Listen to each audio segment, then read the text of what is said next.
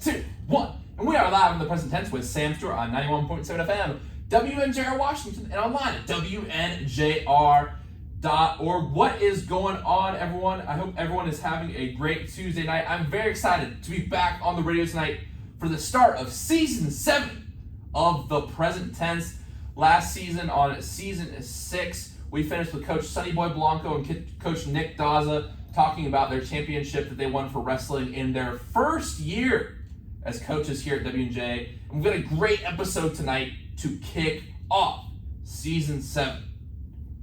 My guest on the show tonight is a great guest to get us kicked off on Season 7 of the present tense. He's entering his 14th year with the Presence, both as an AD and a sports information director. He is the current AD of your Presence, and under his tenure, your Presence have won 32 conference titles, including last year's titles in baseball, women's lax, wrestling, men's golf, and men's indoor track and field. Everyone, welcome on the show tonight, your Season 7 premiere guest, Scott McGuinness. Scott, how you doing tonight? Good, Sam. Thanks for having me on, man. Did you have a great summer? Yes, sir. Yeah, it was a good summer. Got to spend some time with some family, but I'm definitely excited to be back, though. And, you know, one thing I understood you did a lot during your summer, Scott, was travel out and watch a lot of sports with your kids. Yeah, definitely. It was a great summer. For those of you who know me know I have 3 children, 12-year-old son Coleman, 9-year-old daughter Mason, and 6-year-old daughter Ellie. And they are very involved in sports, and so I had the good fortune of coaching my son's 11U travel baseball team this year, and had like a coaching change in the middle of the season. It kind of timed up right with the end of the sports season at WNJ, because typically I can't devote that time because I'm working WNJ sporting events, but I was able to be the coach of my son's team for 5 tournaments, like the last 5 tournaments of the summer, and so that was pretty cool. And my daughter played 9U travel softball for the first time this summer, and for an organization called the Pittsburgh Lady Roadrunners, and well-respected organization. 9U is probably a little young to be traveling and going all over Ohio and Pennsylvania and West Virginia, but the thing I took away from it is that she really loved it. Like, she really grew to love the sport, and it got me excited for this year. Like, seeing her and seeing her teammates and how much they loved just playing pure softball and everything about it, and seeing her make plays in right field and catch the ball, it just really got me energized to get back and ready for this year at WNJ. And Awesome. we have so many talented people coming back for our athletic teams, and just really excited for the year. No, that's awesome. I'm very excited as well. And, you know, we're going to get to some WNJ storylines for sure. But, you know, Scott, I'm actually an umpire for Little League Baseball back at home. And, you know, I was thinking about questions for tonight, and we obviously had a very in-depth discussion for the Season 5 opener here on the present tense when you came on last fall. And, you know, one thing that I feel like would be an interesting discussion just to talk about a little bit is your perspective on the youth sports scene as someone who works with college sports. So what's your take, and would you change anything about the current youth sports scene? Yeah, this is a great question for me, because I talk about this all the time with my wife, and I am the type of guy, and I can't remember if I mentioned this last year, but I've been involved now in sports for a job for 24 years now. I think it's been like with a year at Washington, in Virginia, and now I've been at WNJ for since 2001, so 23 years or so here. And the one thing that I said that I was going to do when my children started playing is I'm going to stand in the outfield. I'm not going to say a word. I'm going to let them enjoy themselves and just figure it out on their own. And I've done that. But most people, I don't think, and most parents aren't able to do that. They get so heavily involved with it, and I think that youth baseball and softball in particular, there's so much money that is spent on it these days, and so many people are investing so many resources from their family into their son and daughter, which is great. You know, it's admirable, like, especially if you have the resources to do so.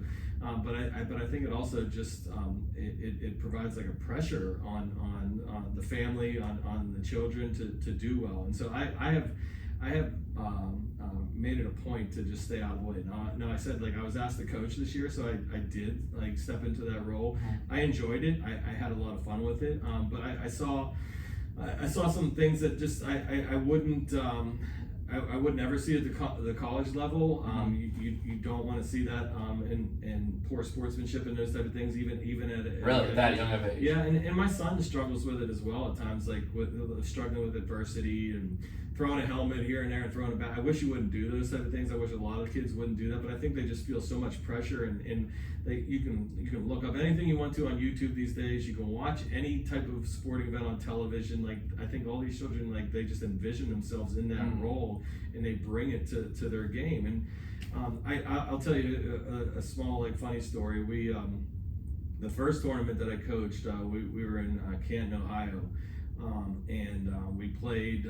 We had a 1-on-1 record in the for like the pool play games or whatever you want to call it. And so, like, they separated into 2 brackets where they had a gold bracket where the top 8 teams moved on to like the championship round, and then the bottom 6 teams or bottom 8 teams, whatever it was, played in like the silver bracket. And so, like, we ended up in the silver bracket, and so, like, we played 3 games on Sunday, and the championship game of the silver bracket, the consolation bracket, we ended up beating the team 26-0, and you could just tell right from the start it was going our way, and it wasn't going the other team's way. And I made a point, like, since I was the head coach, I was like, we are not like gonna run up the score on this team. We are not gonna make a mockery of this game. And 26-0 still seems like it could have been like 48-0. Believe me, like, man. It could have got real out of hand. But like, we went station to station.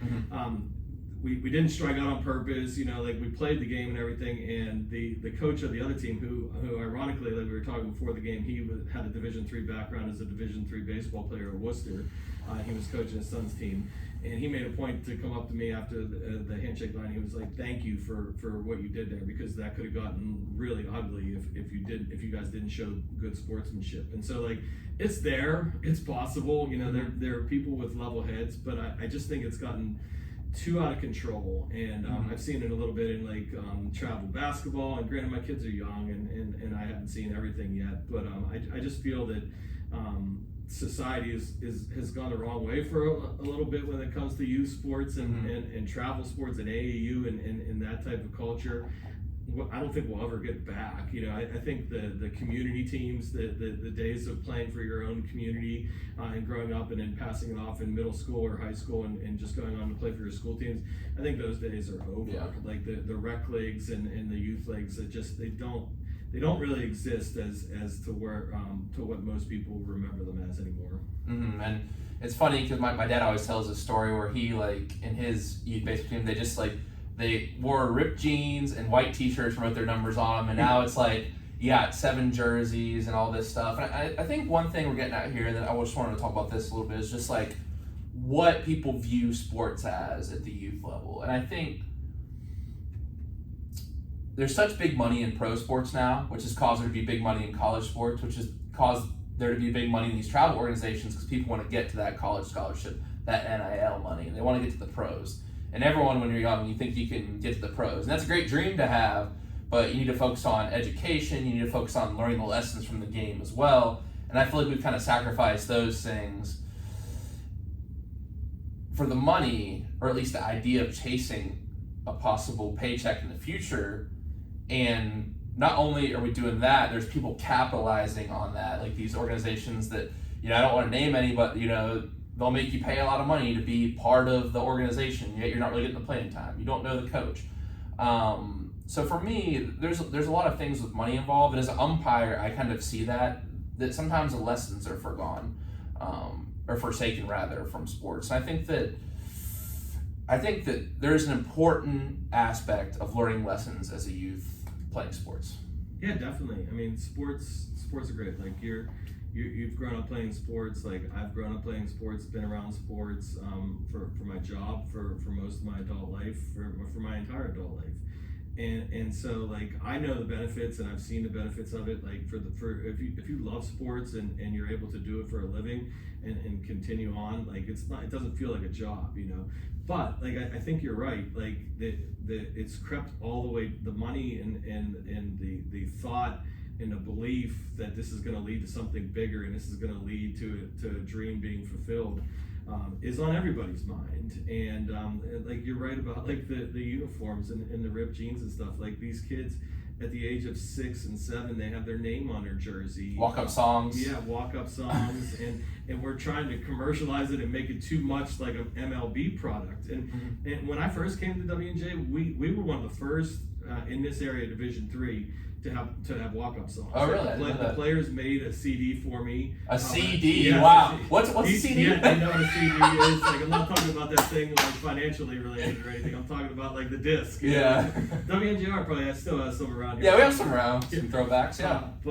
But yes, like the baseball team would make me a CD. And I would have to change it to that selection in the CD player that we had up at the Ross press box, and we were one of the first to do it. It was probably like 2005, 2006 or so that we started doing that. I even had other schools like saying to me, like when I was sports information, why are you doing that? Like that's a little much, you know, like we're Division III. And I'm like, well, like they did it. We have the technology to do it. Like why would we not do it? And so like now just pretty much every Division III team has walk-up music for their home games. Yeah, I mean 6 and 7, and they get, so what you can do is like you can take the Atlanta Braves PA guy and you can message him and like he'll like do the voiceover. So like the voiceovers and walk-up songs. I'm like, this is just like a lot. Like it just adds to the constant pressure that I mentioned, and I think some kids are able to handle it. Some kids are able to like just not pay any attention to it and just go about their business. And play, and other kids that really like they feel extra pressure to do well and to win championship tournaments and those type of things. And it's not about that. Like it's about the life lessons that you learn. Like I'm a big proponent of playing as many sports as possible. All my children play multiple sports. I hope they play multiple sports and are lucky enough to play multiple sports at the high school level. That's awesome.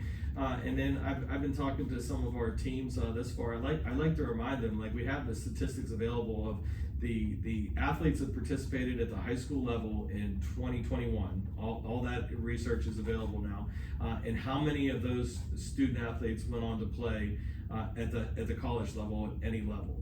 I think football in 2001 there were the most male athletes in high school. There was over 1 million high school football players in 2021. 7.1% of those went on to play at any any level of the NCAA structure, Division I, Division II, Division III. So 7% of those million are the only ones that went on to play at the college level. So I mean, 93% of kids who played high school football in 2021 never played another down again. So like it is a very prestigious thing, no matter what level you're playing, no matter if you're on athletic scholarship, no matter if you're on a half scholarship, or no matter if you're on no scholarship and you're on an academic scholarship at a Division III level. It is very difficult to play a college sport, and I think that gets lost in the whole scheme of things. That just people think like, I've been doing this since my son's been doing this since 8 years old. He bats third. He plays shortstop and he pitches and he's going to do that his whole life. Like the odds of that are very, very slim. You know, one to play at college and then two to go on to the professional level at any kind. Like that is very, very difficult to do. And that's just the absolute cream of the crop that have the opportunity to do that. Nice. I think that's a very good way of putting it. I think too there's this component of participation trophies that there's just been this debate about, and personally I don't believe in participation trophies, but one thing that kind of irks me when I'm umpiring is like I don't want my kid to get the participation trophy. I actually want my kid to lose a couple times. It'd be like, okay, you don't get a trophy for this, you know, you lost, but here's the lessons we can learn from losing. Because I can feel like this energy of when the kid does something bad, it's like, oh, there's, you know, the parent just gets mad and that's it. But I think, at least from talking to people on here and just some of the other people in my life as well, if you have a loss, that's just an opportunity to grow. So I wish people would kind of take advantage of that. Recognize that if you have a loss, it's okay. And there's an opportunity to grow from that. So that's what I would say. Yeah, we live in a culture right now that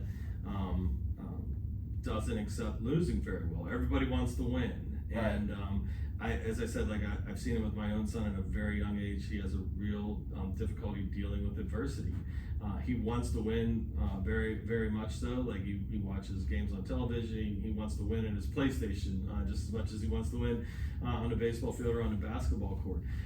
But there are absolutely times in life where you have to deal with it and deal with it in the correct manner.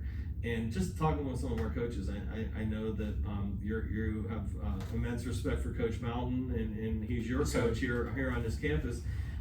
But Coach Mountain will tell me when he goes out to these summer recruiting events, and like they're high pressure situations, like guys that are trying to impress all these college coaches. Mm-hmm. He was like, if someone has bad body language and someone reacts to a call to the umpire in a certain manner, or has bad body language, he was like 9 times out of 10 I'm crossing them off the list. You know, like we don't want that as a part of our program. And that is someone who is out there trying to recruit the best players that he can to bring into our program. But if someone's a talented player and they don't deal with adversity well and they show bad body language, he's crossing them off the list without even like talking to them or giving them a chance to look further. Because if you're at that age and you're still doing that and complaining to umpires and not dealing with adversity well and throwing equipment, that's a telling thing, I think, to college coaches who are trying to build great culture within their program. I mean, you could look at social media like in a quick search and find all the horrible incidents around umpires. The way people treat umpires. I've heard it is a lost art to be able to handle yourself as a coach towards umpires these days. And it's you see it at the professional level like a little bit, and you know, like the baseball umpires are getting a hard time with the strike zone and everything lately, it seems, but it's a hard job. And everybody's human. Everyone makes mistakes. Not me. I've never missed a call. But we laugh about like back 40 years ago, maybe they were wearing jeans and t-shirts, you know, playing baseball. And now we have Little League Baseball with names on the jerseys and walk-up music and in-between innings music and this and that. Like, what are the thoughts that, like, maybe in Little League in 20 years now we might have instant replay in, like, Little League? You know, like, is it crazy to think that that's not a thing? Here's the thing. So one night this summer I was umpiring 16U, and they found a guy in Raleigh who actually works for the Northwoods League in the collegiate level, and he's actually training at pro school right now. So he told me actually at the pro level and the college level, it's still pretty lucrative. You get a lot of recruits trying to make it to the pros. Obviously, the pros pay big time money for umpires if you make it to the major league level. But he said the youth sports, the youth leagues are finding a lot of difficulty when they try to look for umpires. Mm-hmm. The pro level, not so much, because, I mean, if you're getting paid $50-$60, I mean, it's not a bad gig, but at the same time, like, the pro guys, it's still a lucrative thing, and the youth sports, not so much. So, I mean, it's true. You might have to have pro umpires at Little League, because it's just not worth it. You know? Yeah, there is definitely a worry that there's a shortage of referees in this area. It trickles down all the way from the college level to the high school level. Really? Okay. There are some high schools that are working that are playing games this fall in the New York, Pennsylvania area with 4 officials rather than 7 or 6. You know, so it is a thing, and it's not necessarily about pay as much as it is not wanting to have to deal with the drama that is associated with it. And I feel we're lucky here within the PAC that we have some really good assigners. I mean, some people may not know this, but the assigner of football officials for us in our conference is Gene Sterator, who's on. No way. Yes. What an interesting fact. Yes, he's a Washington, Pennsylvania native. He still lives in Washington, I believe. No way. But he is the former NFL referee who's now on CBS. And so when they go, Gene, what do you got on this? And they go to him. That's the guy you're talking about. Yeah, on Saturday he was probably looking at the Geneva Teal tape, and now on Sunday he's looking at the Eagles and Chiefs. But Gene's a great guy, and we feel that we're very lucky here at within the PAC to have someone of his caliber who is assigning the officials here. And I think he draws officials in from different areas because they want to learn from Gene and have his eyes on them as they try to advance in their careers as well. Wow. So you've actually talked to him before? Yes. He was supposed to come to our scrimmage against Mount Union. Wow. He comes to our scrimmage annually just to help some of the younger officials and give them tips and everything, but he wasn't able to make it this year. But he was here 2 years ago. He was here. Wow. And he comes to games from time to time. He'll sneak into the press box and watch the. If he's ever looking for a podcast appearance, tell him I'd love to ask him. It seems like a really interesting role he plays. Yeah, we might have to work that out by the time he graduates. That's awesome. And one last point about this whole discussion before we move on to some present storylines. I just realize this. 2 years ago from this day, opening night of the show, I had on Justin Heacock, and we were talking about a story where a team from Ohio called Bishop Sycamore played IMG. So I just started, and I literally had to peel my eyes away from the screen to go to practice today, this documentary called BS High on HBO Max. And this, to me, is just a good way to wrap up this part of the conversation. It's just, this guy, it's got Ron Johnson, and he basically had all these ideas. We're going to make a big football facility with a big accredited school like IMG, like a bunch of other academies. I went to academy in high school. We had a nice field to play at, and we did an online school. So, you know, it is possible to go make a school like that. A couple guys from our local area who had been in baseball for a long time did it. You know, they're still going strong to this day. But basically, he was just like, no, we don't have the money to wait 3 or 4 years, so we're just going to train them in this indoor soccer facility, put them in a hotel, and then he keeps going to where he doesn't actually have any teachers, doesn't actually have any money, and he somehow ends up playing IMG. And it's one of the craziest stories. I think it just kind of summarizes that need for like money in sports. Like, he says he was trying to do all this for the kids who are coming from really unfortunate situations, but you know, it just kind of shows that a lot of people are thinking about that paycheck. And I don't know if, are you familiar with the story of Bishop Sycamore? Definitely familiar. I think they lost like 66-0. Yeah, and it was like, I mean, the players were tossing helmets back and forth, and they had just played 2 days before or something. Yeah. For those of you who don't know, IMG is probably the standard for the academy sports model, which has been popping up all around the country, but they're kind of the standard or the original school to make it successful. I mean, they have D1 athletes on every team, and it was just an interesting story because that model does revolve around money. And then you have this guy who tries to take it. So we'll talk about a couple more sports documentaries later in the show that I watched this summer, but that's definitely a good one to check out for y'all at home.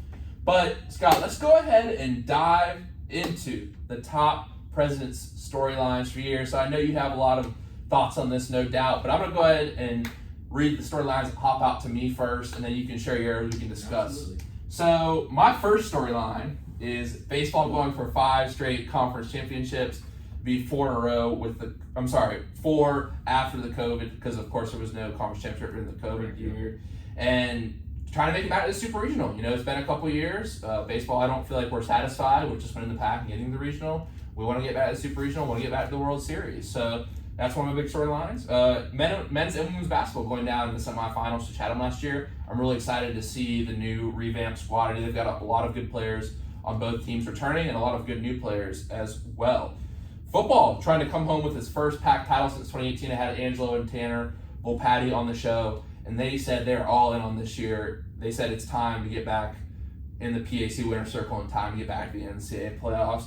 And then something that a lot of you might not know that we talked about last year is field hockey is actually joining a new conference, the NCAC, and Coach Maggie is in her second year as full-time head coach. So that's going to be all very exciting storylines. Obviously, we've got a new soccer coach on the women's side as well. But Scott, what are your top president storylines going in this year? Yeah, definitely. I mean, I'll start with the fall and mention 2 of the sports that you mentioned who play at Cameron Stadium.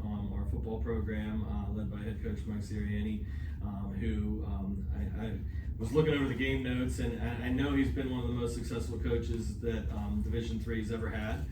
Which is awesome that we have him on our campus for over 2 decades.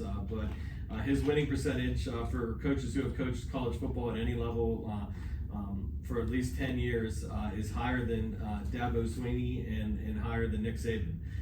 And so like that's just shows you the success and the consistency that our football program has had. But I think you're right. Is one of the top storylines is trying to get that PAC title back here at where it belongs at Cameron Stadium and go on and play in the NCAA playoffs. We haven't like really slipped at all, and you know, like most football programs would do anything for an 8-2 type of season, and here at WJ everyone's kind of looking like, oh, we only went 8-2 this year, but 8-2 is pretty darn good. Well, it was funny 2 years ago when they lost 3 games. Coach Sirianni comes on my show. He goes, you know, we had 3 losses this year. I want to personally apologize. So I was like, I did like a double take. I was like 3 losses, but I mean, I know he holds the stand just like Coach Mountain and a lot of coaches here on campus. He holds the standard very high for the team. Yeah, and I mean, I have never been a college coach. I've never been a high school coach myself. I come from a different background, so I can't get myself into the level that some of our coaches get themselves to. I'm always disappointed if we don't win a conference championship, but I think there's obviously more to a season, and I know our coaches know that as well. But some of our coaches are just built different. Like Coach Derubo, after we lost that semifinal to Chatham, I don't know if she talked to anybody for 3 days. Really? Wow. She was just so upset and so distraught and had such high expectations, and it wasn't that she was disappointed in anybody but it was just a shock to her system, and some of us who don't live it every day and aren't at practice and spending hours on buses together might have a different level of shock than the coaches do. But I think coaches are just built different.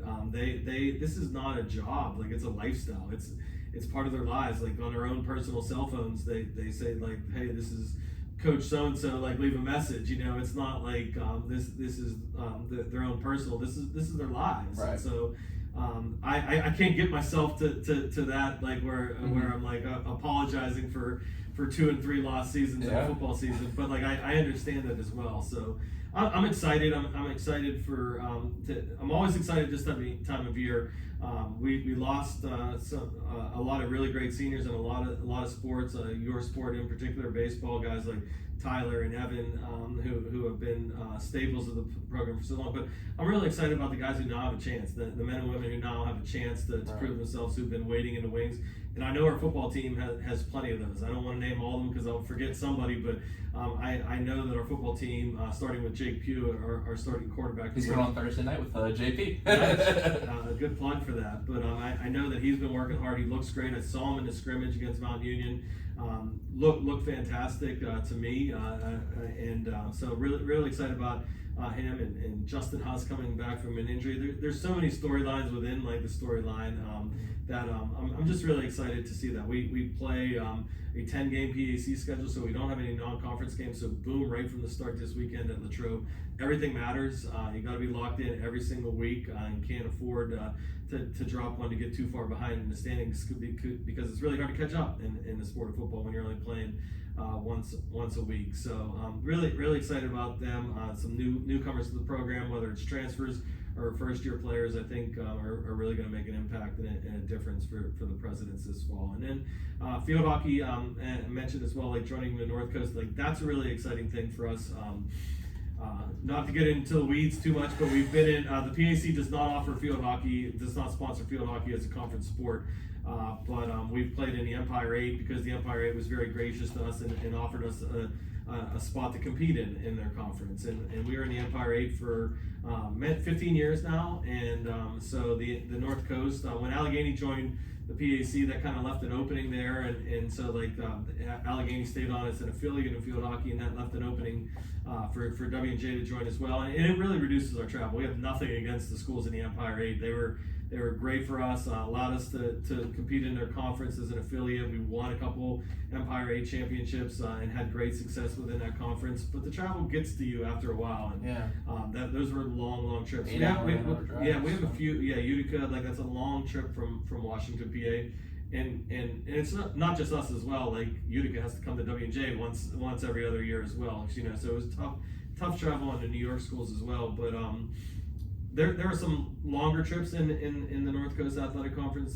Transylvania is a member. There's a couple Indiana schools as well. But the majority are in Ohio. Really good competition for us.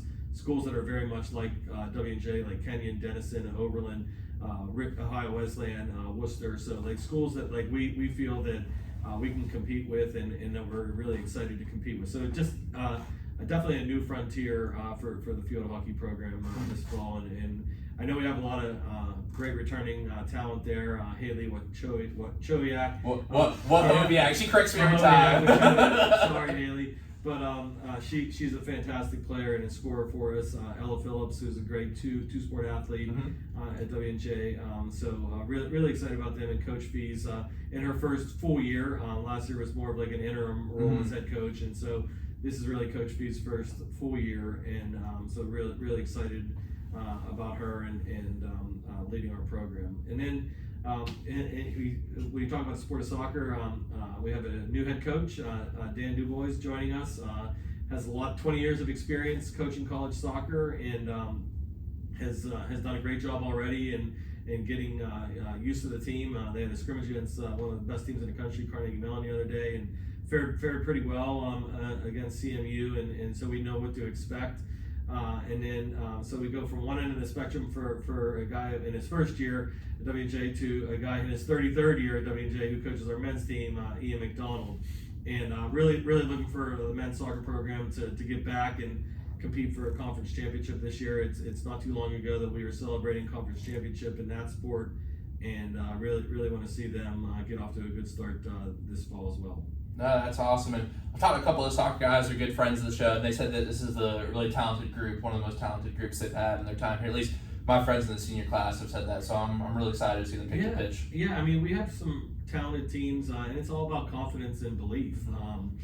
Some of the teams that you mentioned that won conference championships, I'll point out, like baseball and women's lacrosse, like every member of that team just believes that we're going to win and is confident and goes into it. And we've played some tough opponents, and there's times that you're down and you think you might be out, but we always, in those sports in particular, feel like we always have a chance, and so like that comes from great coaching, that comes from great team leadership from the senior members of the team, but it comes from guys and women who just trust each other and are in it to believe and do it for the common good of the team. And it's really hard to put a finger on what that is, but you can just tell when a team has it, and when a team has good culture, it's a great benefit to those teams. And someone like a segue to that who I really feel is going to build a great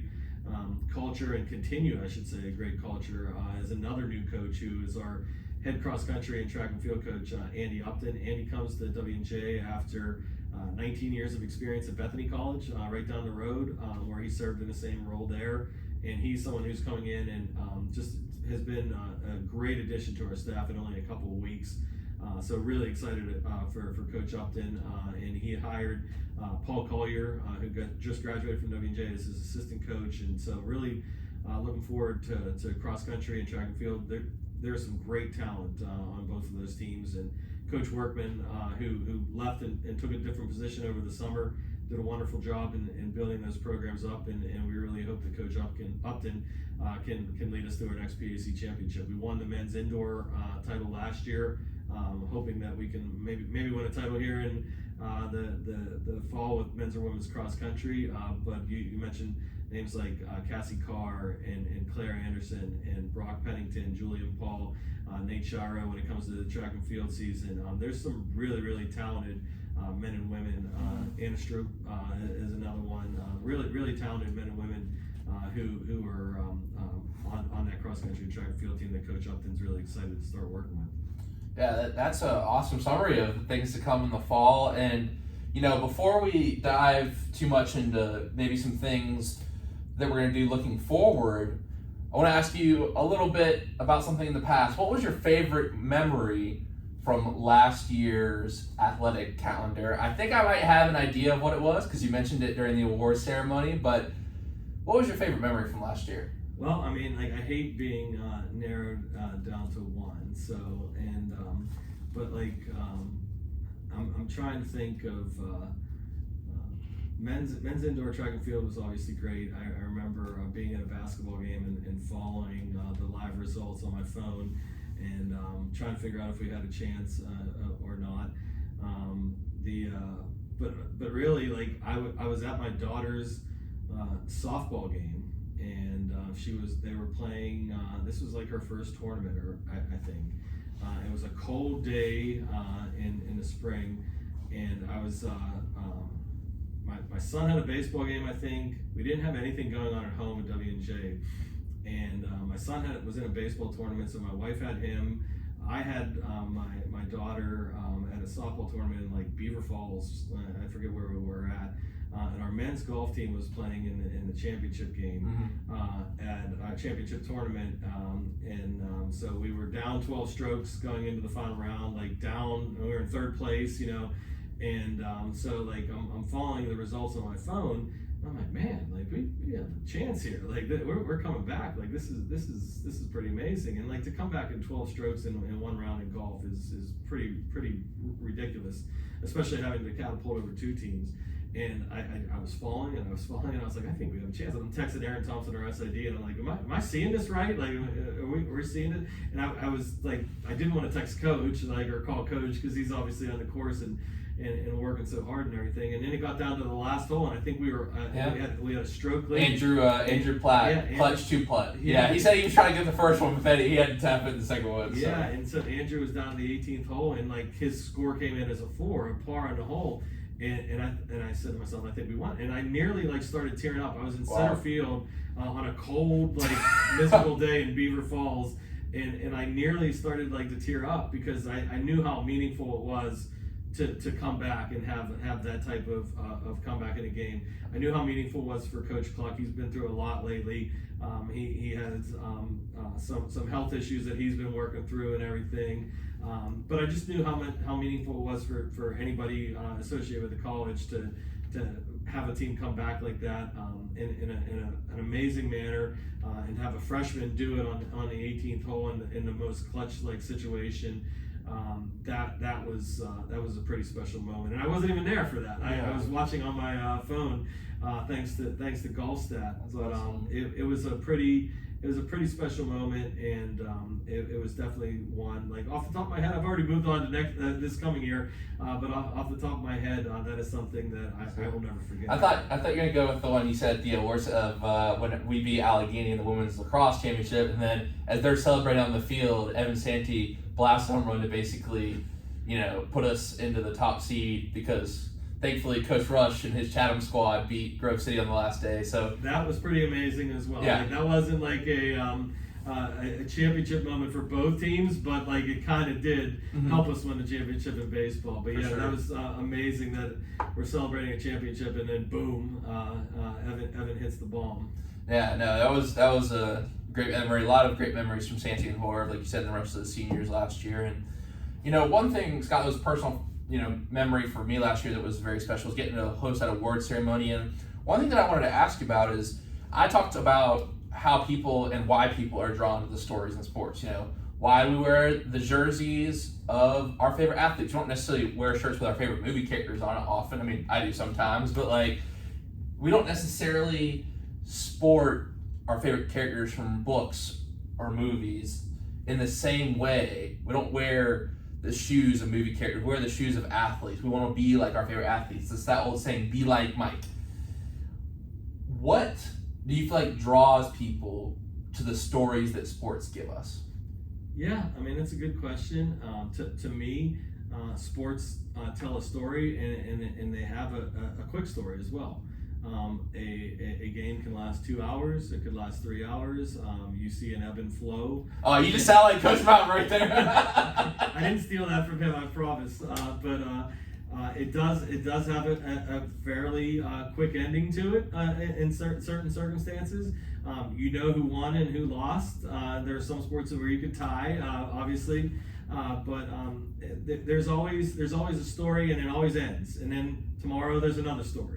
And then if you're a sport that only plays like once a week, like football, you have 6 days of anticipation before that next story. Monday morning quarterbacking. Yes. And so it is like a real life soap opera. And I think I think that's why reality TV became so popular, just because like people wanted to follow it and see what happens next, and sports are the same way. Like baseball's a 162 game season. Like more power to you if you can stick with it for 162 games, especially if you're a Pirates fan. But I mean, it tells a story. Every single day, every single week, every single month is a different story. And but I do think that like we talk about this when it comes to recruiting as well. Like you recruit student athletes to an institution, but you also recruit non-student athletes who are coming for the great academics that W&J has. And what is the difference between the two? Like you have a hook with sports, like you have the additional aspect with it. Who you want to compete for 4 more years, and you want the opportunity to play a college sport in addition to earning a great degree from a prestigious institution.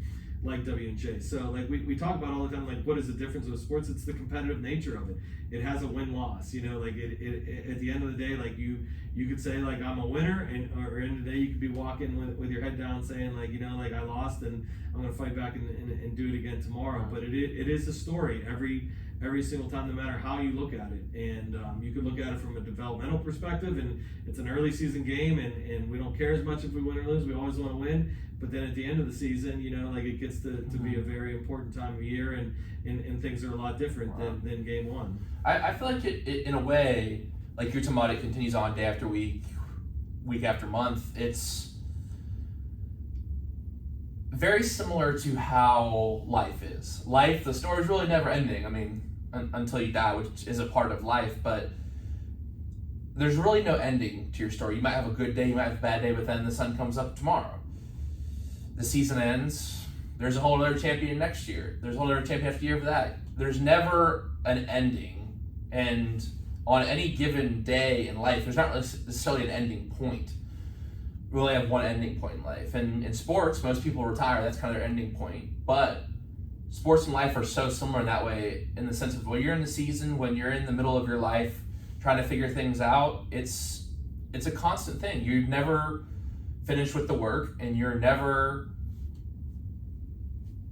the person or the team that you want to be.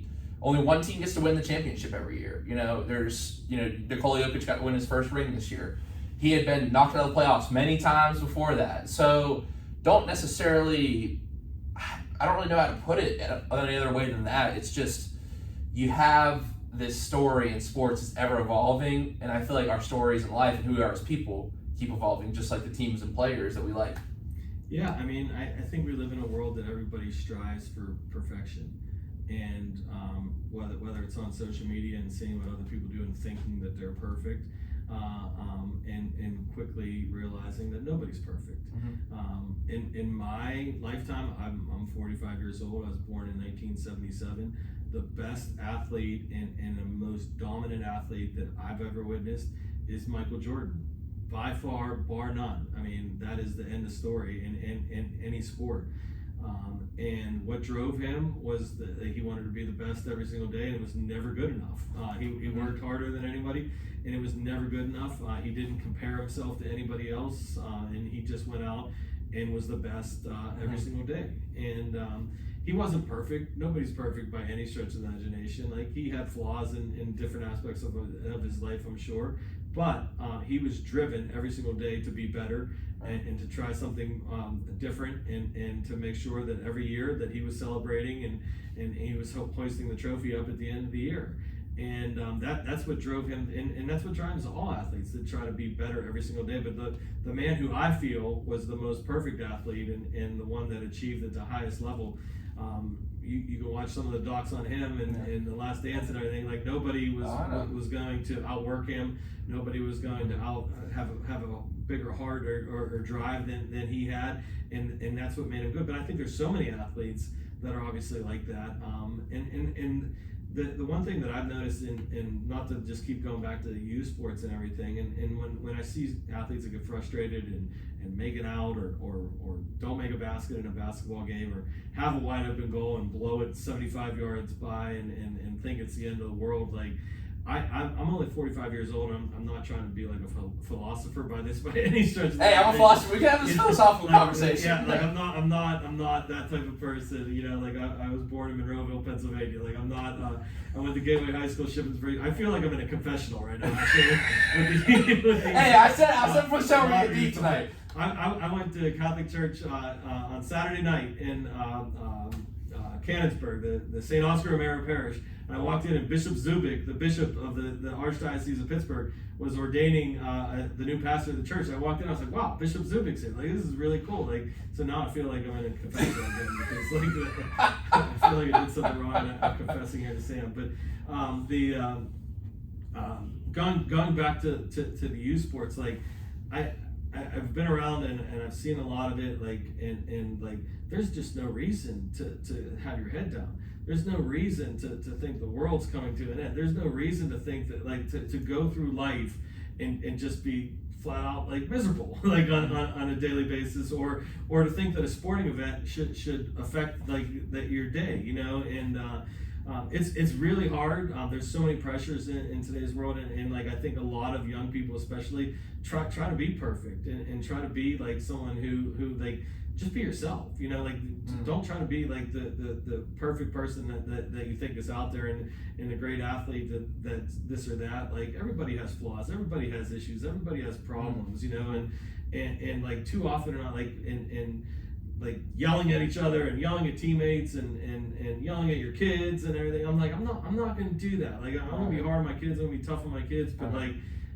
there are way worse things in life, and you know, and we have to enjoy every day in life these days, and I think that gets like too far. Like, everyone's just so uptight, it seems. Really? I don't know if that's like a byproduct of like what everybody went through in a pandemic or what, and trying to do too much too fast or whatever it is, but I have like a laid back lifestyle, and sometimes when people are like, Scott doesn't care about this or Scott doesn't care about that, like it's not that I don't care. I think about stuff all the time, you know, but it's more like, you know, like it's just not worth it. It's not worth to put yourself in that space mentally to think that like you have to put all this pressure on yourself, or you have to be upset, or you have to do this or that's going to make you miserable. And I think one thing you said there about, you know, athletes see at the highest levels not being perfect, it kind of, not to get philosophical, but there's this concept in mythology of the meta character of the hero who gets defeated and he has this rebirth and he comes back, and we see those stories in sports. You know, a couple documentaries. I was just gonna, this is a perfect segue into it. You know, obviously you have Michael Jordan comes back from baseball, gets beat by the Orlando Magic, come back next year, he's working on the Space Jam set, he's training, and he has this victory, and that was so satisfying for him to be able to come back and not only beat the Magic, but actually he won on Father's Day after one of the reasons he retired originally was because of his father's death. So like those stories and seeing the vulnerability in our athletes and seeing how they push through and overcome, I think that's why we get so much inspiration from stories in sports. Yeah, I mean, the comeback story is the best one, right? Exactly. Like that is the one, whether it's from an injury or from whatever that individual's facing, but a comeback story is the best one, and the reason it's the best one is because you know how hard that person had to work to get back. You know, like there was some sort of obstacle that forced them to not be at their peak performance, and to know that they have fought all the way back and be the best at their sport or best at their profession or whatever. Like that's what made the comeback stories such a part of the world that we want to live in and root. Like look at the Baltimore Orioles this year. Like, yeah. Everybody like has casted them off for so many years, and they'll never be good again. And that whole town and city has just really rallied around them, and the young players that they have. And it's been that much more special for them, I'm sure, after suffering for so many years. But the organization's back. They're leading the American League right now, and those who are Orioles fans feel a sense of pride, I'm sure, that like they would have not felt if they had won 20 years in a row. Right, just like the Cubs a couple years ago in 2016. Yeah, I don't like the Cubs. Oh, you like the Cubs? Okay, different example. So before we go to break, I do want to ask you about these couple documentaries talking about the sort of comeback story. The Air documentary, the Air movie about Michael Jordan and his shooting. Did you see that? I did not see that. I'm not a big movie guy. Really? So you're going to strike out with a lot of these questions. I almost thought you were going to say Air Bud at first. Like, have you seen Air Bud? No, I've not seen that either. I knew what it was. No, that movie's basically about how they were able to sign Michael Jordan to Nike, and it's this like redemption Sonny story. Vaccaro. Yes, very interesting story. And then the other one is called Underrated with Stephen Curry and his struggles at Davidson and how he was able to bounce back. And then they compare that in a juxtaposition across the documentary with his latest run against the Celtics after, you know, missing the playoffs for 2 years, and they come back as underdogs and beat the Celtics, this group of older guys. Hopefully they can get back one more time, but those documentaries are really good if you get a chance to check those out. I know you're a busy guy. Yeah, I mean, I don't watch a lot of television anymore. Okay. When my television's on, it's like SpongeBob, which is it's definitely not the greatest comeback story. I can promise you that.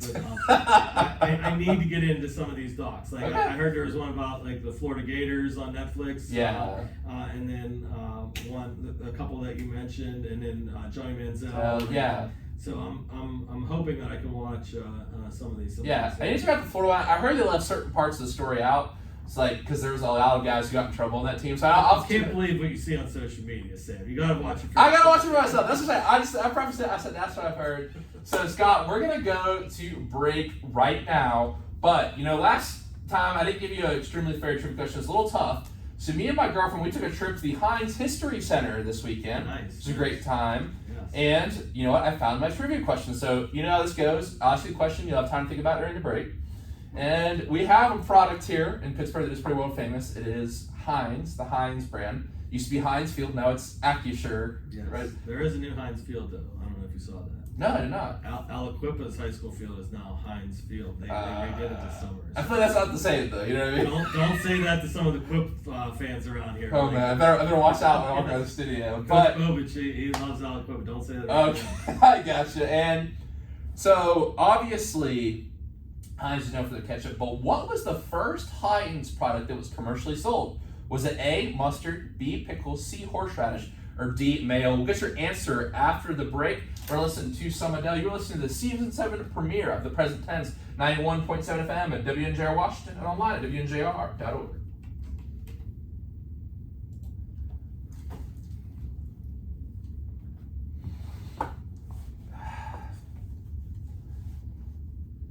As a Michael Jordan guy, I think you'd really like that.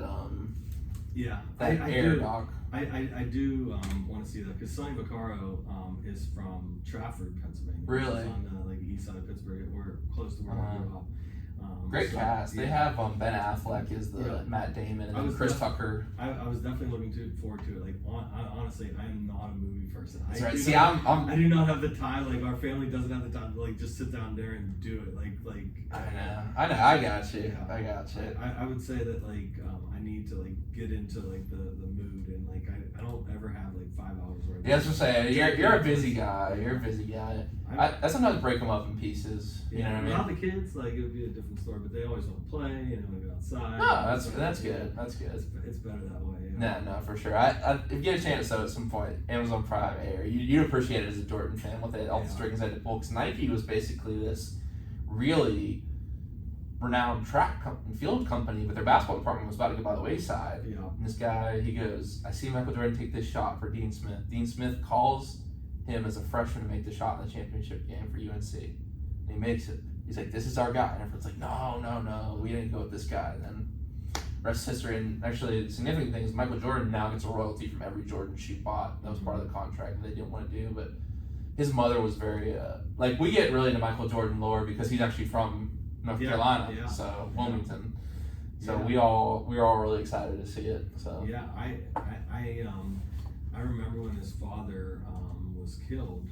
I was in like Zebulon, North Carolina. No way. Yeah, that's right by Raleigh. Real close to it, and it was like the lead story on the news that night and everything. And our family was going to Myrtle Beach at that time, so I remember like it was yesterday. I was like, wow, like that like is really like a big ordeal. It's crazy. There's all kinds of crazy conspiracy theories and stuff about it. It's like that's just ridiculous, but you can get down the rabbit hole with that kind of stuff. Yeah, it's just not. Yeah, but I mean, The Last Dance. It's been super influential on me. So no, I definitely believe. My grandma is the biggest Michael Jordan fan. Like we watched that. She got paintings of Dennis Rodman and Michael Jordan in her house. Mm-hmm. She loves Michael Jordan.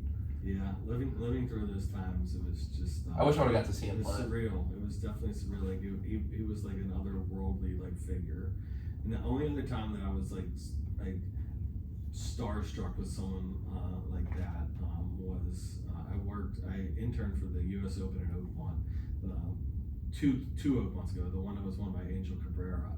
And I did like stuff in the media tent and everything, and I was standing in the hallway and Tiger walked by me, and I was like literally like face to face with Tiger, and that's when he was like at his absolute prime, and he just walked by me and everything, but I was never more known in my entire life. I didn't know what to do. Like, awesome it was like I was seeing like some like angel like walk by me. Crazy. Like it was just like seeing him in person was like unreal. That's insane. That's awesome. I'll definitely leave that story, and that's an awesome story. So 25 seconds, we're back, and I got just a couple more questions. I've been told before, some people are like, have you ever thought about going to be a priest before? I'm not Catholic, but... Yeah, I go to church every week. Like it doesn't make me a better Catholic or anything. It's just like what I grew up. I went to Catholic school growing up, and so it's just a part of my life. And I'll go to the church in Washington during lunch from time to time, and it just like helps me with like think things and everything. But like I feel like a confessional here for sure. We are back in the present tense with Sam Stewart on 91.7 FM at WNJR Washington and online at WNJR.org. Welcome back, everyone, to the Season 7 premiere of the present tense. Today we are talking to WNJA AD Scott McGuinness. And before the break, we asked Scott his Pittsburgh history question, rather, and it was, what was the first Heinz product that was sold commercially? Was it A, mustard, B, pickles, C, horseradish, or D, mayo? I did not look this up on my phone. I had an opportunity to look it up, but like you kept me talking. So yeah, of course. To look it up. I'm gonna guess pickles. Like that's. I'm sorry, that's incorrect. Well, it's actually horseradish. Wow, and I actually like horseradish. Really? I've never had it before, but have you been to the Heinz History Center? I have. Yeah. Very cool. Yeah. Very cool museum. Very. I think it's the second ranked history museum besides the Smithsonian. Yeah. Really cool. Yeah. The sports museum part of it. There is a. Hopefully it's still there. It's been a while since I've been there, but Caitlin Orstein, Fife, who won 8 national championships in swimming at WNJ, there was a section devoted to her at the oh, really? Yeah, that's awesome. Yeah, hopefully that's still there, but I know at one point that it was there, and WNJ had a little section awesome. there. We saw the WNJ football. They have a WNJ football on the map of all the Western PA football schools. They should. Yes, they should. Yes. They have the whole thing about like the president's face. A lot of people think it's like crazy that the name is president. I can't do it any other way, but this is like 2 pictures of George Washington. Like, what school is this? And then you flip up the thing, and it's the president. Well, I'm sorry I disappointed you and all Pittsburgh natives on that. So I can. I feel like, but see, I really get into knowing the history of a place. So I feel like if you like, I'll just be walking around and be like, oh, have you been to this museum? You've been to the Warhol? You've been to National Aviary? I just love getting off campus sometimes and going on adventures, just exploring where I'm at. Pittsburgh's a great city. Yeah. And there's a lot of history, so that's cool that you do that. Yeah, I mean, because some Pittsburgh people are like, what? Like, I'm like, nah, you gotta go down here and check this out. But I'm the same way in Raleigh. Like, I feel like you don't really act like a tourist in your own city, you know what I mean? So I go full tourist mode when I go down there, walking around, taking pictures and stuff. I think I told you my family, we go to Myrtle Beach every single year, and like, when we've driven to Myrtle Beach, like we've always stopped at Chapel Hill, check out the North Carolina campus. I'm big in, like I work in college, so I love looking at different college campuses and everything. But stopped at Chapel Hill before. We stopped at Raleigh at NC State. We've stopped at Duke and check out Wallace Wade Stadium. That's just big, vast stadium, and then the baseball field's kind of behind it. But I have to give you this funny story. Like I was going back to like something I did this summer. On my son turned 12 on July 1st. He had a baseball tournament in Columbus. It was his team's last tournament of the season, and so I said, like, Coleman, all right, we'll drive out on Friday. I'll take a day off work. We'll drive out on Friday. We'll go check out Ohio State because I've never been to Ohio State before. So to the campus, and so we were staying like 10 miles south of downtown Columbus, and so we went and we checked out football stadium. Like I was like, I work on a college campus. I know there's always a way to get in these stadiums. Like someone's working on something. So like we found some like gate, and we were like, hey, can we go take a few pictures? So we got in the stadium. Wow. It was awesome. Took a few pictures and everything. And like I'm very adventurous with you with history. I'm very adventurous on college campuses. Okay. So I'm like I'm gonna find a way. So we went, and he was playing baseball, so we were like, all right, I heard Ohio State did some renovations to their baseball facility. Let's go check out their baseball. Wow. Jamison Campbell played at Ohio State last year and everything like that. So I'm like, I have my son Coleman, I have him all like worked up, like, all right, we're going to check out the baseball stadium. So we go to the baseball stadium. It's right across from Jesse Owens track and field stadium there as well. And so we go to the baseball stadium. I'm like, oh, this gate's open right here. Like, we'll just go walk right here. So we walk in the stadium. We go right down on the field. Like nobody's around. Like it's June 30th. Like a college campus, even like Ohio State, which is like a city. We're like, okay, like this is great. Like I'm snapping photos of my son. He's taking pictures by the Big O and the turf and everything. He's on the mound, like pretending he's pitching and everything. So we're like, all right, cool. And meanwhile, it's like 95 degrees out. So we're like, all right, we're gonna go home. It's your birthday tomorrow. We gotta get ready for the game and everything. So we go, and the gate's locked. So someone closed the gate. Like whoever was there, like closed the gate. So I was like, what are we gonna do? And like the fencing around like the exterior of the stadium was not climbable, especially for me who was like out of shape and I had my Hey Dudes on. Like I'm not climbing this fence. And so like we walked literally around the entire stadium. Like I was like, oh, Coleman, I don't know how we're gonna get out of this thing. Like there was no one to call, like no doors were open, like the clubhouse was locked and everything. And so like Coleman finally, like my son, he's 12, like he climbs the fence, he gets out. Like he was like, all right. Bye, Dad. Yeah, and so he's at his phone, like, and I'm like, Coleman, what am I gonna do? Like, I'm thinking to myself, do I call Jameson? Does he have a key? So like, finally, I was like so embarrassed, and it was literally like a half hour. I called the campus police, and it's not like calling CPS, believe me. Like the Ohio State's like a major like university, and so I was like, I'm a college administrator. I just want to throw that out there right now. I'm locked in your baseball stadium. Like I know I should not probably be here, but like I need to get out, and I'm not climbing this fence. Like I will do like damage to myself. And so like the police came after like 10 minutes. My son is like at this point completely out of patience. And the guy goes and tries to unlock the front gate. He doesn't have a key for it. The athletic department has their own keys for everything. Oh my on a campus gosh. like ISA, so the campus police officer does not have a key. So I still can't get out of the stadium. So he was like, well, how did your son get out? I was like, he jumped the fence beyond left field. Like there was a stray cat like walking through there. I was like, I didn't feel like I could do that. And I was like, the last thing I need to do is like small college administrator like gets arrested for like hopping the fence at the Ohio State baseball stadium. So I was like, I was trying to obey the law and not do those type of things. And so he was like, all right, like the only way you're gonna get out of here is if you hop the fence too. So like the police officer walked all the way to left field with me, helped me climb over the fence, and then like I jumped the fence at the very end. Like I still think my like right knee hurts for like 2 months later, but that's how I finally got out of the Ohio State baseball stadium. So I've learned my lesson. I will not try to climb into weird gates in major college venues anymore. Wow, that's quite. I don't know. I have anything to say about that. That's It's all true. And my son, of course, like he has a cell phone. He's like taking videos. Oh, Dad's stuck in the stadium, like, taking videos of me. I'm like, don't put that on anything, please. That's an awesome story. Wow, thank you for sharing that.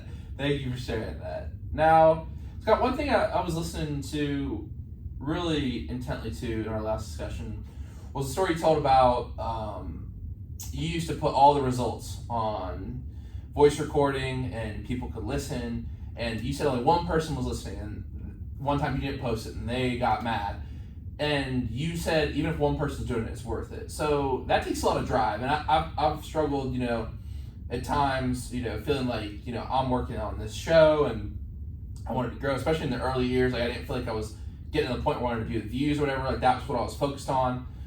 Now I've kind of come to focus a lot more on the process. But for you, how did you get to that point where you were just so driven, and what fuels you to do all this work for the school, even though you might only have one person listening? Yeah, that was a great story. Yeah, it's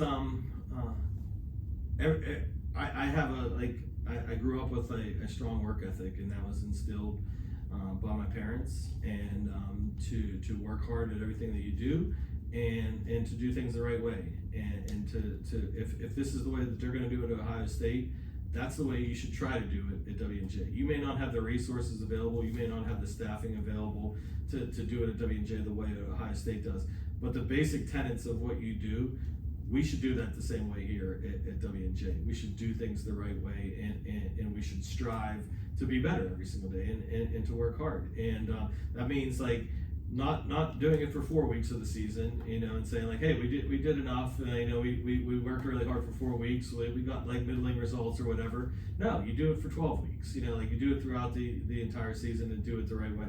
And then after the season's over, maybe you need to tweak things a little bit differently and learn your lesson from it. But during that 12-week period for a season, you should work really hard, do what you set out to do at the beginning of the season, and stick to it. And so I've taken that approach to my work. I've taken that approach to the way that I parent, and I learned that from my family at a very young age, that like if you work really hard and you do things the right way, good things are going to happen for you, and I've seen it time and time again. There's bad things that happen along the way when you're going through that, but the majority of the time that if you do things the right way and you work really hard at it, you're going to be successful in this world. And there's different levels of success with that.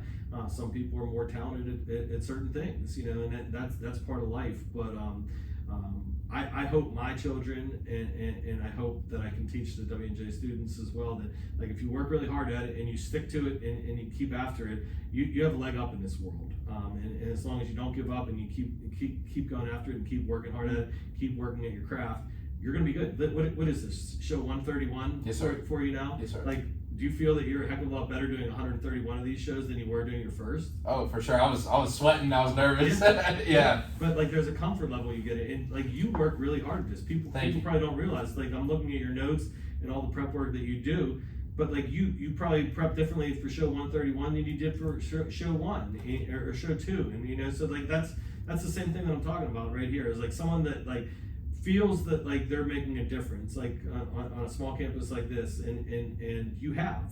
Because you're telling the stories of people that might have never gotten told. If you didn't say like, hey, I'm going to do this and I'm going to do it 131 times and then I'm going to do it 30 more times, whatever it is for the rest of this year. And so like that you have made a difference. And I'm not just saying that to you because like we're staring across each other right now, but like you're a good example of someone who has made a difference on a small campus just by telling the stories and sticking to it. Not saying like, hey, I got through 50 of the shows, man, I'm tired of that, you know, like I don't want to do it anymore. No, like we're going to do more, and I'm going to keep it going. So like that's something that you should be very proud of. Wow, thank you, Scott, for the kind words. It really means a lot. Thank you for that. I appreciate it. And my next question, and kind of not to take on my what did you call it, confessional hat again. Yes. How do you feel like your job has changed you as a person? That's a good question. I would say that from what I have seen in my years at W&J, things have really evolved.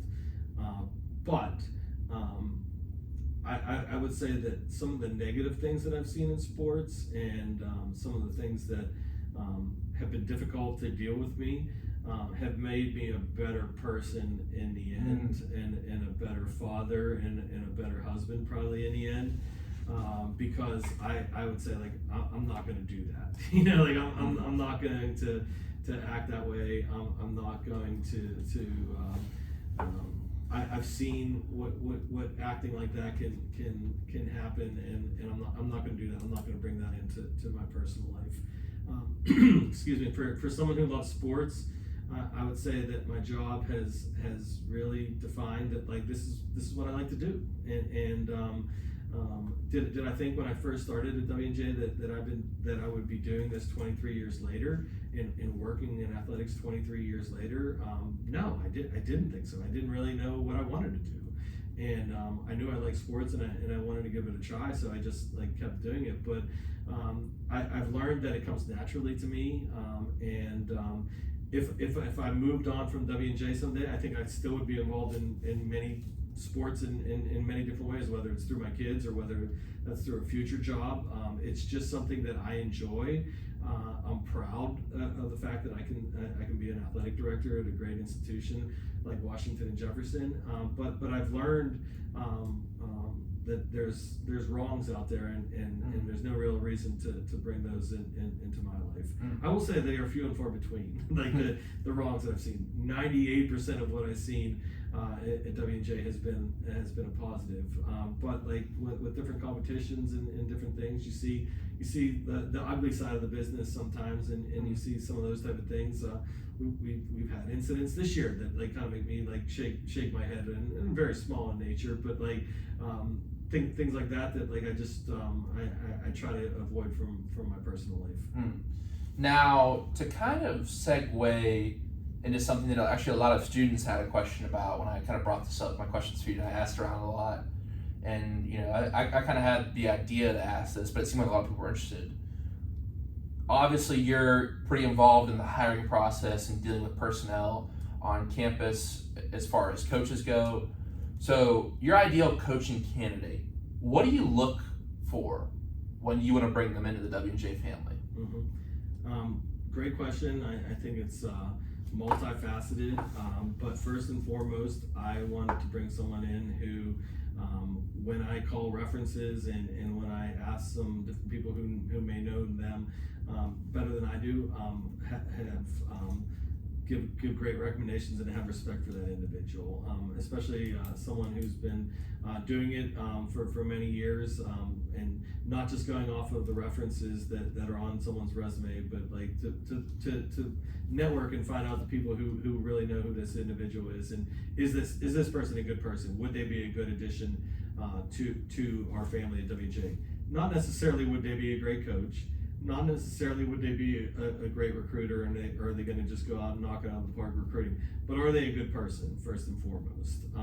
You can look at a million different resumes, and it's really, really hard to tell if someone's a good person at their heart or not. And ultimately, the people who succeed the most at a school like WJ, which I've noticed for 23 years, are the ones that make great connections with their teams, and can command respect, but also be someone that you can have a conversation like this with as your coach. And so, and it's not as much like success and winning championships or anything like, yeah, that absolutely matters, and that may put a resume at the top of the list that rises just because of the success that someone has. But like, once you get to have a conversation with that person and that candidate and try to figure out who they really are, I'm not looking for someone who's trying to advance their career and trying to use this as a stepping stone to go on to something further. I'm also realistic, and good coaches, oftentimes, like, we're not going to keep them for 20 years. They may have aspirations to move on, so like they may put in a good amount of time here at WJ and then elevate their career to a point where someone wants to pay them $1 million and go to a higher level, so that may happen as well. But I look to hire someone who wants to be here, who looks at this and looks at working at WJ as a great opportunity, and who wants to make a difference for the student athletes that he or she coaches here. And that is it's an exhausting process for sure. Yeah. A lot of conversations. That's why we try to give candidates, especially when the student athletes are here, a chance to meet the student athletes, and I really do value their feedback. And some students may say like Scott doesn't listen to us, like our opinion doesn't matter. Like, I can promise you that's not the case. I love when student athletes provide feedback, whether it's email or whether it's just like running into them on campus and saying like, how do you feel about a certain candidate? Because if their reaction is immediately negative, like, that's a problem. Like, if a student athlete during an interview process, during an on-campus interview, is like, you know what, like I didn't have a connection with that coach, and a majority of the students that are feeling that way, like, that candidate's probably out for me, because it's a no-win situation from the start. There's something that just didn't click there. Well, that's a really great answer. I'm thinking about all of the stuff you said there. Thank you for that. And a couple more questions before we talk about a couple current events before we wrap up in the world of sports. Scott, what is something that you haven't got to do in your life that you want to do? This is interesting to me, because there's a lot of things I want to do in life, but I can think of two off the top of my head. I would love to take my son to a Notre Dame football game. I think that would be a cool experience. There's something about like the allure of Notre Dame and the tradition and pageantry. There's just one problem in the fact that, like, for 23 years now, like, I pretty much work every Saturday in the fall, whether it's a football game, a soccer game, a field hockey game. There's always something that's probably going on this campus that I feel it's important that, like, I attend and that I show and show support to those teams. So, like, especially when I was a sports information director, there was no way that I could travel, because I was doing stats at games, working in the press box.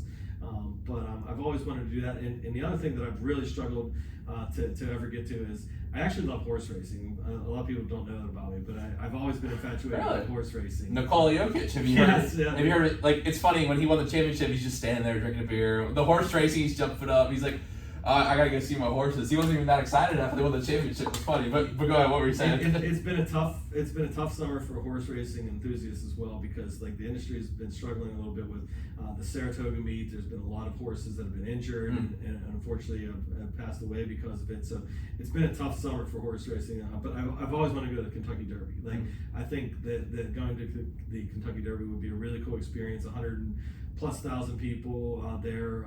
With the weather is finally starting to turn for the better for us in the Midwest here. And I've never been able to go to the Kentucky Derby because the first Saturday in May, there's always something going on at WJ. There's championship seasons. That's always the women's lacrosse championship game, baseball regular season wrapping up, different championships for different spring sports. So I really haven't been able to ever do that. But one day I'll get to that. One day I will go and check that out. I've been to the Preakness before, which is in Maryland, the second leg of the Triple Crown. I've been to there. A couple of college friends and I went to Shippensburg University, which isn't too far away from Baltimore, and we went down and checked out the Pimlico, the Preakness Stakes. Smarty Jones, a tiny little horse, won the Preakness. What's the third leg? The third leg is the Belmont Stakes. Where's that? Belmont, New York. Okay. Yeah, that's the long race. It's the longest of the three. So. Okay. But yeah, horse racing, it's gone through a little bit of a weird period. Okay, interesting fact. But I do love horse racing. Very cool. It's a little known fact. Yeah. I would ask if you've seen Seabiscuit, but have you seen that movie? I have. Okay. That's one. I had more time then. That was like a long time ago. That was pre-children and pre-SpongeBob, I guess. Okay. No, that's awesome. Thanks for sharing your love for that hobby. And now this is what I added last year. This is a little bit on the creative side, a little philosophical as well. I can help you out maybe. I don't know. I was thinking about the answer, but I'll turn to you first. If your life was a movie or a book, what would it be titled? Huh. That's a good one. I probably would say.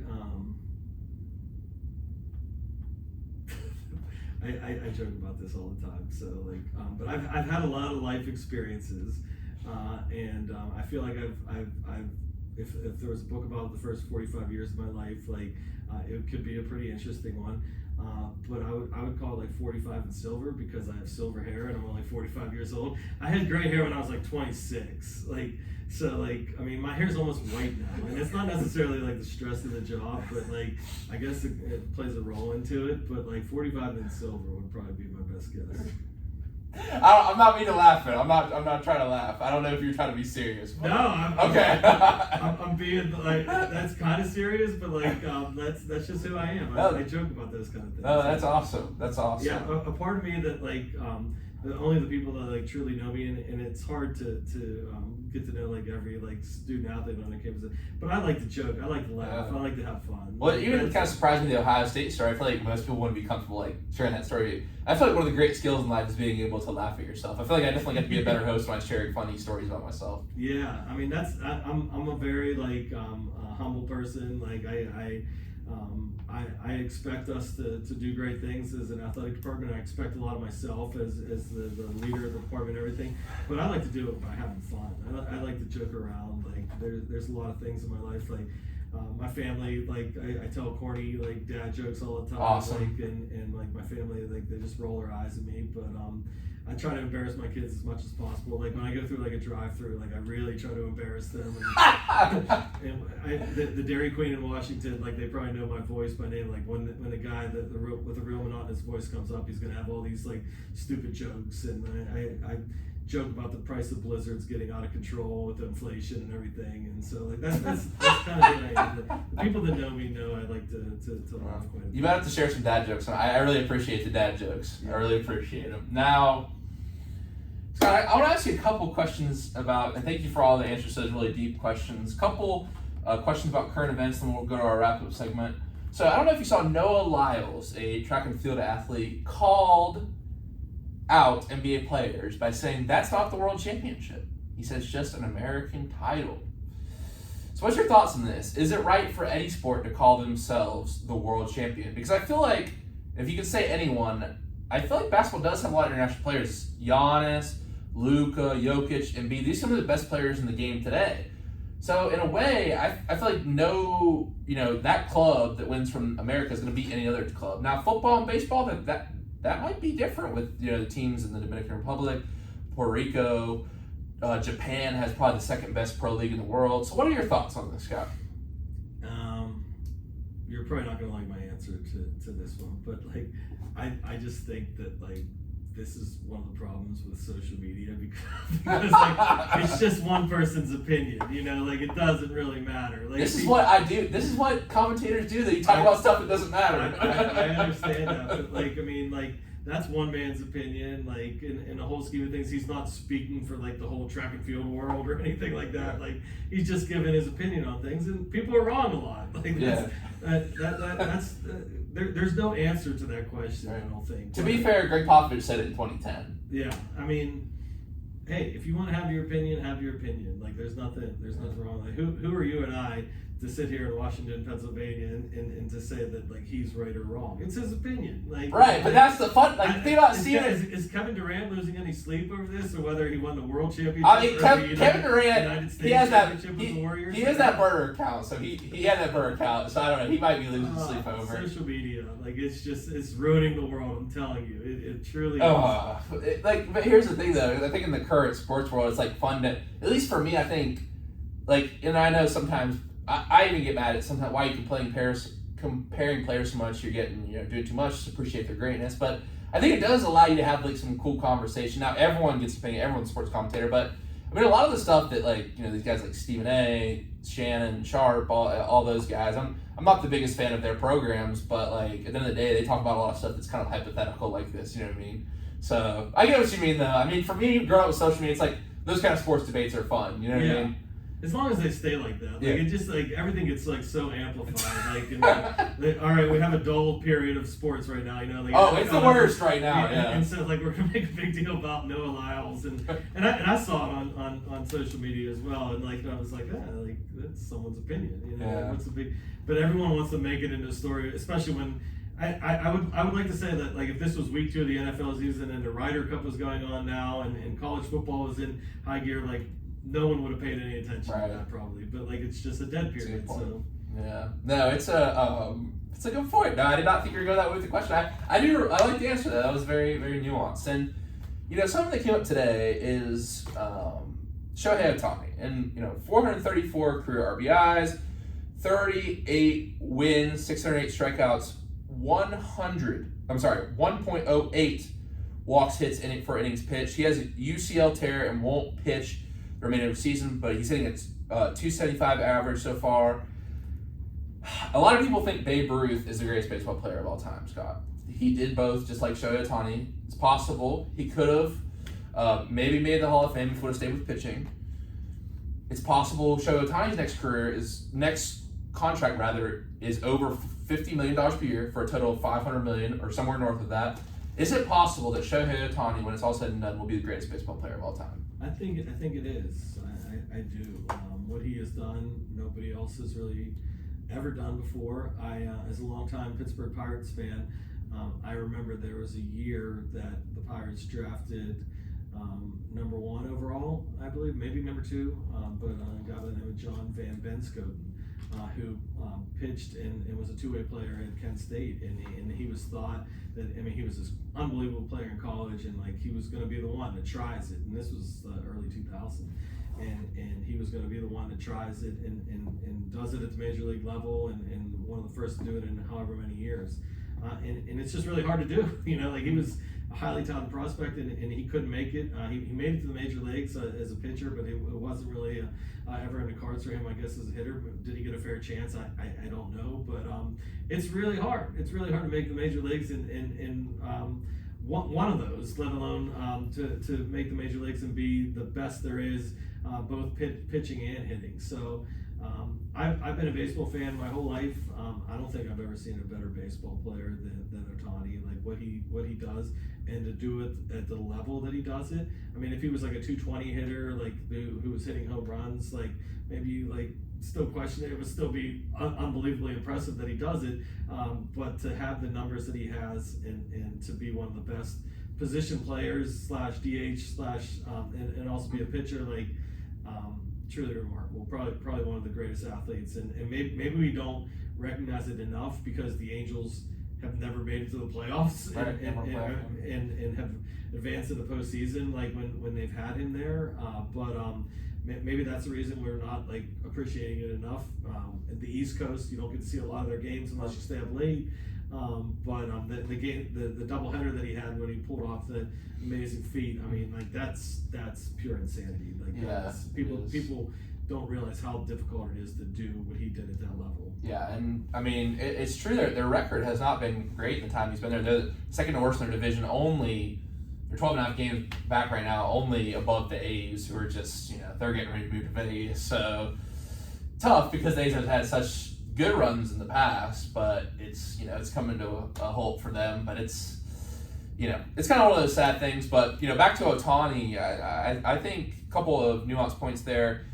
Babe Ruth actually didn't get to play against any African American players in the major leagues because the Negro leagues were not integrated at the time to where the players from that league could go play.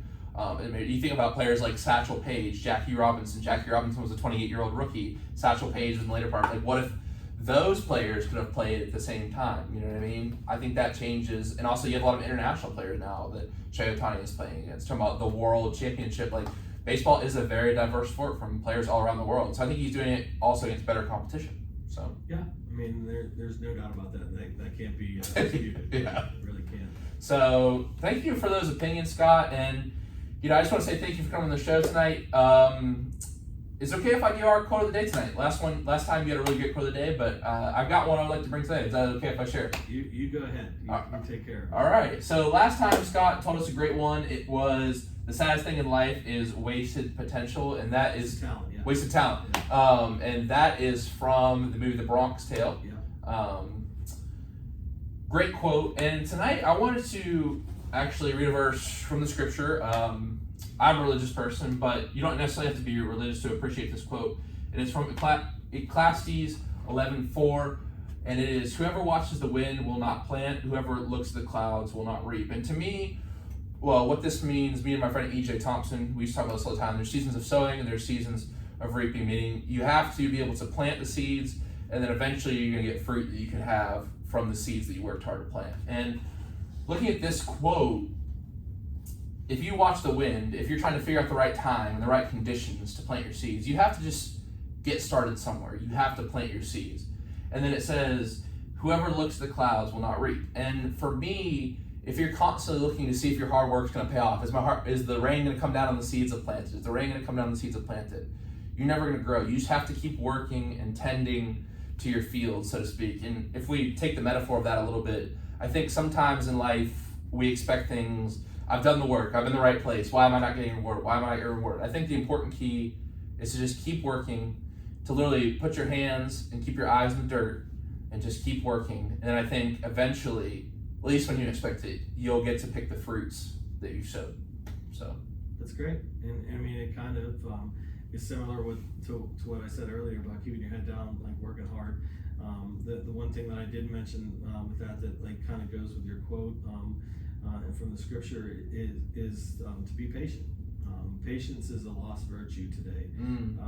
The need for immediate gratification and immediate feedback and to feel that like, hey, like I need to be applauded and boast about on social media and like I need to get player of the week. I need to do this. That is part of society today.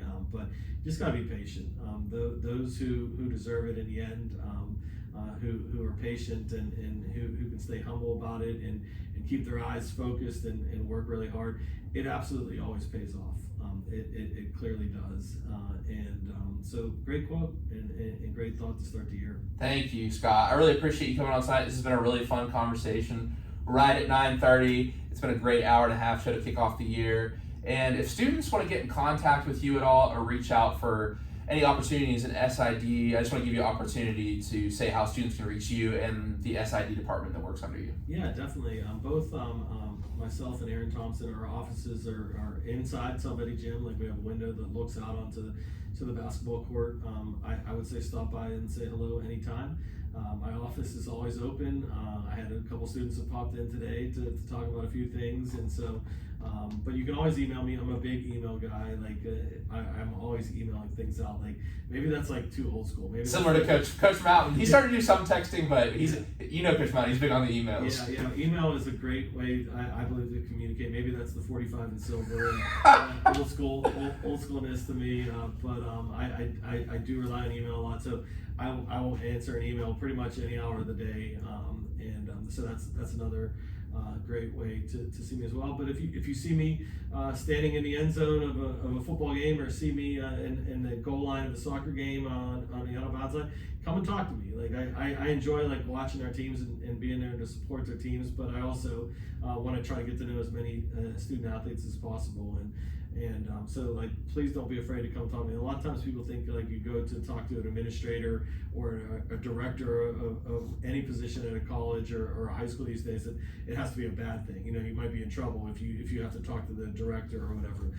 Let's not have that this year. Let's have good conversations. You know, like you can come talk to me about anything. Like you and I have gotten to know each other pretty well through the last couple of years, and it's been so gratifying to me to get to learn about your experiences, hear about you taking Magellan to Australia and everything that you did there and surfing. Like that's really cool stuff, man. Like Thank you. That makes me happy to hear that you're a student at WNJ is having the experiences that you're having, and so I just want to meet more students just like I met you and give them an opportunity, help them as they go through these years as a WNJ president, and then help them when they go into their career as well. Anything that I can do, whether it's look at their resume or put a good word into them, to a future employer for them, like I'm always happy to do that.